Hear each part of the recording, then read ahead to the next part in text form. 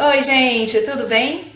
Eu sou Conceição, mediadora de redação do PVS, e voltei aqui hoje para dar continuidade à aula anterior sobre o capítulo 8 da nossa apostila de redação, revisão de textos e identificação de falhas. Na outra aula, eu comecei falando sobre um desvio que muitas pessoas cometem e que deve ser evitado, que é a cópia dos textos motivadores, e também a paráfrase pura e simples. Nós vimos que a paráfrase até pode ser feita desde que você acrescente sua própria reflexão, sua própria interpretação sobre ela. Hoje nós vamos ver outros aspectos que precisam ser observados com atenção. E a primeira pergunta que eu quero fazer para você é a seguinte: você sabe olhar para o seu texto de maneira crítica e identificar eventuais falhas que tenham passado? Se você assistiu às aulas anteriores, provavelmente você já está escrevendo um texto bastante correto. Mas sempre é bom ter um olhar crítico sobre o próprio texto para identificar alguma falha. O primeiro tópico que nós vamos abordar hoje é a importância de observar a construção da nossa introdução. Observar se ela tem os dois elementos fundamentais, a contextualização e a tese. Vamos começar analisando duas introduções produzidas para o vestibular CEDES 2019-1, cujo tema era Memória Brasileira, uma questão de prioridade. Nos últimos 10 anos, 5 prédios pararam por tragédia com fogo na cidade de São Paulo. No dia 2 de setembro de 2019, a população brasileira teve uma notícia triste. O acervo histórico de 200 anos do Museu Nacional da Universidade Federal do Rio de Janeiro, o UFRJ, foi perdido por causa de um incêndio que atingiu o prédio. No capítulo 5 da nossa apostila de redação e na videoaula da semana 6, nós vimos que a introdução precisa cumprir duas funções: a de contextualizar e de apresentar a tese. Analisando essa introdução, podemos perceber que ela cumpre apenas uma dessas funções, que é de contextualizar. Nós precisamos, então, acrescentar uma frase que dê conta da tese. Vamos ver. Tal fato nos leva a perceber que a memória brasileira não tem sido uma prioridade, situação que precisa ser mudada. Observe que agora a nossa introdução, ela tanto conta para o leitor qual é o assunto, qual é a relação desse tema com o mundo, como indica para o leitor qual direção argumentativa o texto vai tomar. No Brasil, a cultura está sempre em segundo plano, assim como a educação. Vivemos em um país onde sua própria história não é preservada, o que faz com que a sociedade não compreenda minimamente suas raízes. Essa segunda introdução também cumpre apenas uma das funções que lhe cabem, que é de apresentar a tese. O texto já começa indicando ao leitor qual é o direcionamento argumentativo que vai ser tomado, mas faltou indicar para o leitor qual é o tema e como esse tema se relaciona com o mundo. Então, para resolver esse problema, nós poderíamos acrescentar a seguinte informação: toda nação tem uma cultura e uma história que quer preservar e manter sempre viva na memória social, e para isso a preservação dessa memória precisa ser ensinada. No Brasil, a cultura está sempre em segundo plano, assim como a educação. Vivemos em um país onde sua própria história não é preservada, o que faz com que a sociedade não compreenda minimamente suas raízes. Agora sim, nós temos uma introdução completa, com contextualização e tese.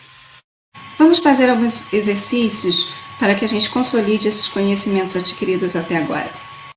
Na apostila de redação, página 79, nós temos alguns exercícios. Vamos realizar alguns. Exercício 1. Uma boa introdução deve cumprir duas funções: contextualizar o tema, mostrando sua relação com o mundo, direcionar a abordagem, sugerindo o que o texto vai dizer. Lê os parágrafos a seguir e sugira para cada parágrafo duas estratégias de contextualização diferentes. O tema é racismo no Brasil, tese. Nessa perspectiva, o racismo é uma ameaça à plenitude democrática, precisando ser vencido no plano cultural, tanto quanto no socioeconômico. Para realizar essa tarefa A gente precisa apresentar uma contextualização, usando alguma daquelas estratégias que a gente aprendeu no capítulo 5. Então vamos ver como eu resolvi esse exercício. A minha primeira sugestão é usar a seguinte contextualização. O racismo fica evidente diariamente nos noticiários. Ele era um bom filho, era trabalhador, trabalhava de dia e estudava à noite.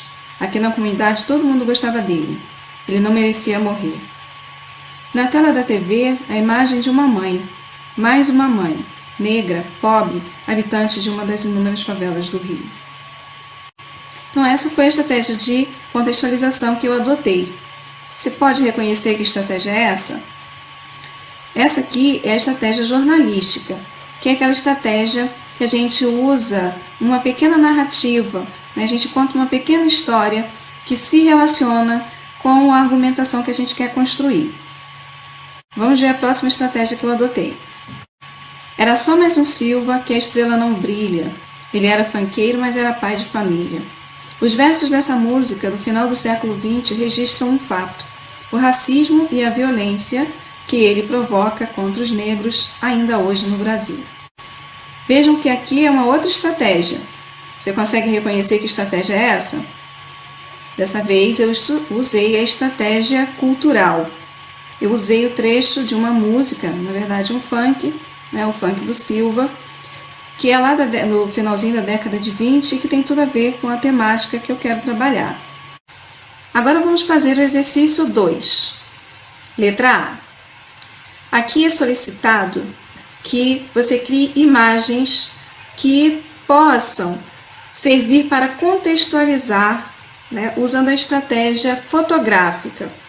O tema da introdução é o que explica o desejo de fama tão frequente na atualidade. Você lembra o que era a estratégia fotográfica? Essa estratégia consiste em você apresentar expressões nominais ou palavras que tenham alguma relação com o tema e que te ajudem a contextualizar, a apresentar esse tema e a mostrar a relação dele com o mundo. Vamos ver como que eu resolvi? A seleção dos flashes precisa estar relacionada com a tese. Então vamos identificar qual é a tese. A tese é a seguinte: resta saber se essa nova realidade resultará em satisfação duradoura ou em fugazes 15 minutos de fama. Então, há aqui um questionamento a respeito dessa nova realidade. Então, esses flashes que eu vou apresentar precisam ser figuras dessa nova realidade. Então, eu escolhi avanço tecnológico, popularização das redes sociais, surgimento dos influenciadores digitais. São três figuras, são três, como posso dizer, fotografias dessa situação que está sendo apresentada nessa introdução. Exercício 3, também na página 79. A introdução a seguir foi feita para um texto sobre a questão do planejamento familiar no Brasil. Leia com atenção. E aí, com relação a essa introdução, você precisa indicar, identificar qual é a tese, precisa sugerir os tópicos frasais dos parágrafos de desenvolvimento e precisa dizer qual seria o aspecto a ser retomado na conclusão desse texto. Vamos ver como nós podemos resolver? Às vezes as pessoas acertam o alvo usando a ferramenta errada. No caso da discussão sobre o planejamento familiar no Brasil, ocorre o oposto. Utiliza-se a ferramenta certa para o alvo errado. Nessa perspectiva, partindo da premissa de que pobreza não gera criminalidade, pode-se inferir que o planejamento familiar é inadequado ao combate à violência, mas pode ser útil para muitas famílias. Qual é a tese? A tese, em geral, é a última parte, da introdução. Primeiro a gente apresenta uma contextualização, e depois a gente mostra qual é o nosso direcionamento argumentativo. Isso foi feito exatamente nesse trecho aqui dessa introdução. Nessa perspectiva, partindo da premissa de que pobreza não gera criminalidade, pode-se inferir que o planejamento familiar é inadequado no combate à violência, mas pode ser útil para muitas famílias. Na letra B, a gente precisa sugerir os tópicos frasais dos parágrafos de desenvolvimento. Esses tópicos devem ser planejados antecipadamente, tendo em vista a tese que a gente planeja defender. A tese que é defendida aqui a gente já analisou, que é essa aqui que está em destaque. Então, tendo essa tese como base, a gente poderia sugerir os seguintes tópicos frasais.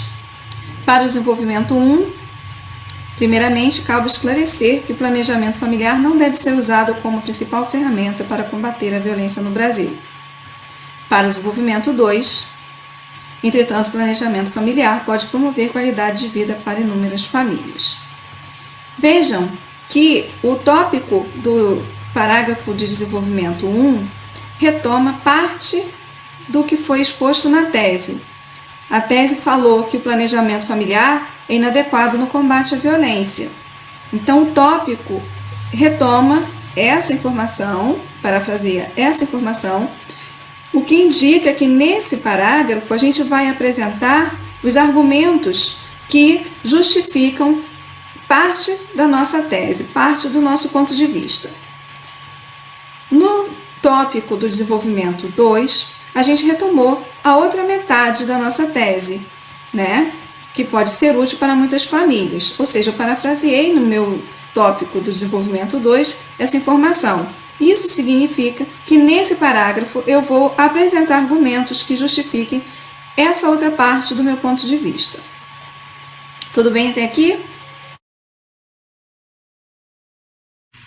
Por fim, para responder a letra C, devemos dizer que o aspecto a ser retomado na conclusão é a ideia defendida na tese, o que garante uma das qualidades que o texto deve ter, a circularidade. O exercício 3 nos chama a atenção de dois aspectos. Primeiro, para o funcionamento do planejamento de texto, e também para o fato de que um texto bem planejado garante ao texto uma qualidade, que é a circularidade. A circularidade é uma qualidade quando ela garante que o texto vai progredir, as ideias apresentadas vão progredir e, ao mesmo tempo, o texto vai manter a sua unidade. Observe nesse esquema que o plano de texto já inclui a circularidade. Então, esse é um aspecto que você deve observar sempre que for construir a sua redação. Faça o planejamento, porque ele vai garantir que você vai construir um bom texto, e fique atento à circularidade que faz o texto progredir, mas que mantém a unidade do texto, né? Fazendo a retomada da introdução na conclusão e desenvolvendo a tese apresentada na introdução no seu desenvolvimento. Outra qualidade que um texto de redação deve ter é a relativização. A relativização se refere à forma como nós apresentamos o nosso ponto de vista. Ao apresentar a nossa tese e defendê-la ao longo do texto, nós devemos evitar ser categóricos e absolutos. Devemos construir afirmações que não deem conta de totalidades e também devemos evitar de ser intransigentes. Uma frase como "todo político é corrupto", ela é problemática justamente porque ela afirma a totalidade e nós não temos como comprovar, como confirmar essa totalidade. Por mais que nós argumentemos e tentemos apresentar justificativas, no máximo a gente vai conseguir provar que a maioria dos políticos são corruptos, ou a maioria dos corruptos são políticos, né? Então, a relativização é sempre o melhor caminho na redação. Evite essas palavras que afirmam totalidades, que são absolutas e que são intransigentes. Para finalizar, um último aspecto que eu gostaria de chamar a atenção é a importância do uso dos ganchos semânticos. Nós vimos que o nosso texto precisa ser uma unidade, ou seja, deve haver uma relação entre os parágrafos. As ideias apresentadas na introdução são desenvolvidas no desenvolvimento e concluídas na conclusão. Mas, para facilitar essa unidade e essa progressão das ideias, a gente precisa usar elementos coesivos que não só permitam estabelecer essa conexão entre os parágrafos e entre os períodos, mas que também indique qual é a relação entre as ideias. Então, os ganchos semânticos, eles favorecem a construção da nossa argumentação na medida em que relaciona as ideias desenvolvidas em cada parágrafo. Então, a gente deve começar sempre os parágrafos indicando qual é a relação da informação que vai ser apresentada naquele parágrafo com o parágrafo anterior. Isso garante, inclusive, a circularidade que nós já comentamos. Bom, pessoal, por hoje é só. Foi um prazer estar aqui com vocês de novo falando sobre essa importância de revisar os textos e de identificar eventuais falhas. Eu espero que vocês não fiquem desanimados diante do cenário atual. Isso vai passar, então se mantenham ativos, estudem, procurem os mediadores de vocês para tirar dúvidas, façam redações, porque só a prática leva à perfeição. Até a próxima!